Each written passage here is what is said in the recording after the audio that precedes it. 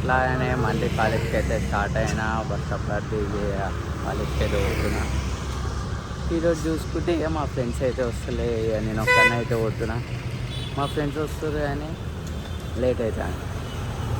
ఏం చెప్పాను, ఒకటేమో మబ్బు, ఇంకోటేమో లేటు. ఆడెక్కడ ఉంటాడో తెలియదు, అలుగుతాడు ఏదైనా అంటే.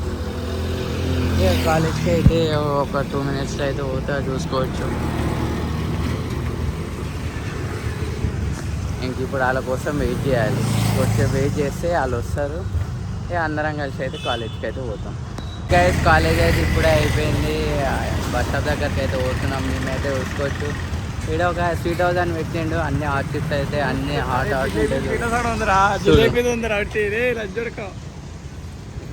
చూడండి, మీకు కనబడుతుందో లేదో. ఇలా అయితే పోతున్నామో చూసుకోవచ్చు.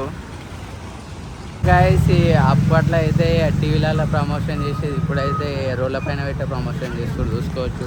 ఏదో కొత్త బ్రాండ్ వచ్చింది, ఆ బ్రాండ్ని ప్రమోషన్ చేసుకుంటూ ఉంటారు.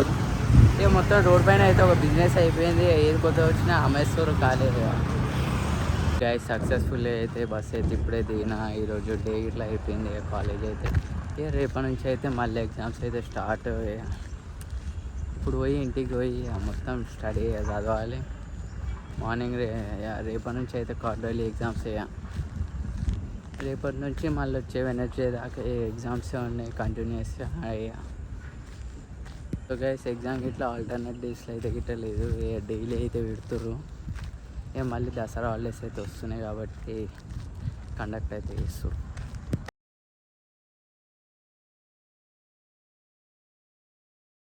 గైస్ ఈవినింగ్ అయితే ఫ్రెష్ అప్ అయ్యి ట్యూషన్కి అయితే మళ్ళీ పోయినా. ట్యూషన్కి ఇట్లా స్టార్ట్ అయితే అప్పుడు ఎగ్జామ్స్ అయితే దగ్గరకు వస్తున్నాయి.